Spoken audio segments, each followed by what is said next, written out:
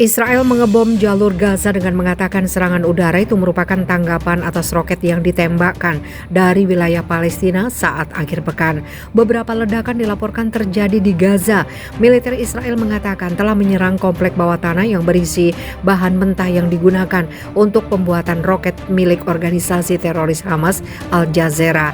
Serangan itu diluncurkan sebagai tanggapan atas peluncuran roket hari Sabtu dari Gaza ke Israel. Tidak ada laporan langsung tentang korban. Belum ada klaim dari warga Palestina manapun tentang dugaan peluncuran roket itu.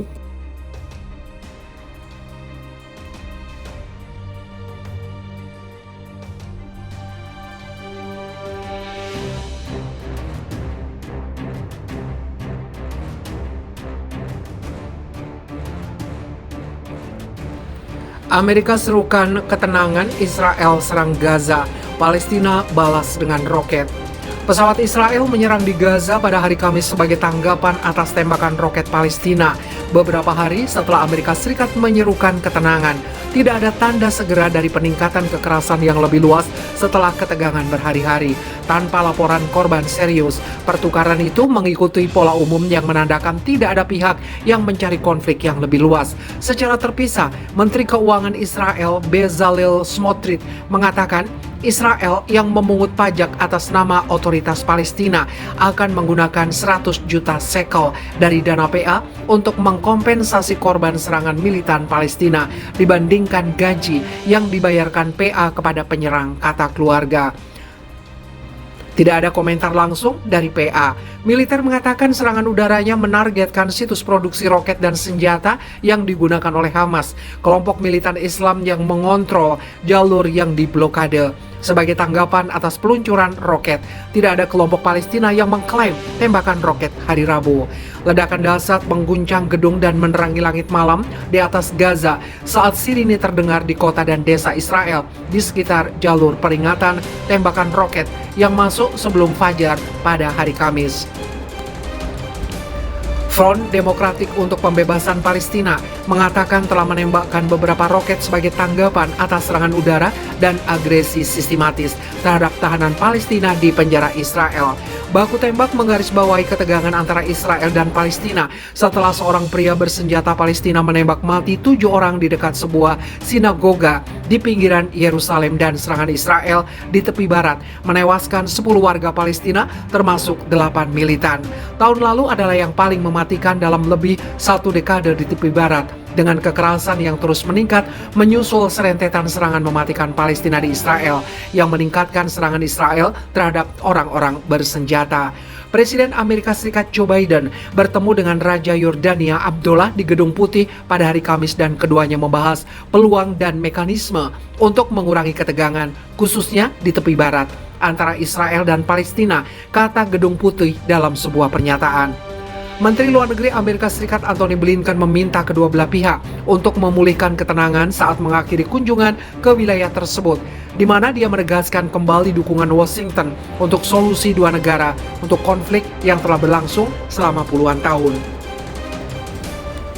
Diplomat tinggi Amerika Serikat untuk Timur Tengah Barbara Leaf dan perwakilan khusus Amerika Serikat untuk urusan Palestina Hadi Am tetap tinggal untuk melanjutkan pembicaraan deeskalasi antara kedua belah pihak dan akan bertemu dengan pejabat Palestina pada hari Kamis. Mereka ada di sana untuk mendukung partai dan langkah yang harus diambil partai untuk memutus siklus kekerasan ini, kata juru bicara Departemen Luar Negeri Amerika Serikat Ned Price. Di Gaza, para aktivis berunjuk rasa untuk mendukung tahanan wanita yang ditahan oleh Israel setelah Menteri Keamanan Nasional sayap kanan Itamar Ben-Gvir yang mengawasi penjara mengatakan dia akan mendorong rencana untuk memperkuat kondisi tahanan Palestina.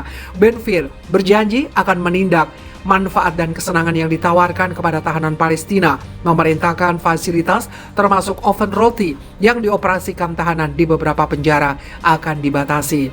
Pejabat Hamas Musir Al-Masri mengatakan kepada Reuters keputusan terbaru Ben-Gvir menambah bahan bakar ke dalam api. Masalah tahanan selalu menjadi agenda perlawanan Palestina dan jeritan tahanan wanita di dalam penjara musuh Zionis berisiko konfrontasi yang sulit di mana perlawanan Palestina tidak akan diborgol, kata Masri. Secara terpisah, seorang pejabat dari Jihad Islam yang didukung Iran mengatakan delegasi dari kantor politik kelompok itu yang dipimpin oleh kepala faksi di pengasingan Ziad al-Nakhala akan mengunjungi Kairo untuk pembicaraan yang akan mencakup konflik Palestina-Israel. Pejabat itu meminta untuk tidak disebutkan namanya, mengatakan kunjungan itu dijadwalkan sebelum kekerasan terbaru, tetapi dia mengatakan eskalasi saat ini di Gaza dan tepi barat pasti akan dibahas. Kairo juga mengundang pemimpin Hamas, Ismail Haniyeh, yang saat ini tinggal antara Qatar dan Turki untuk pembicaraan terpisah minggu depan, kata seorang pejabat Palestina yang akrab dengan mediasi Mesir.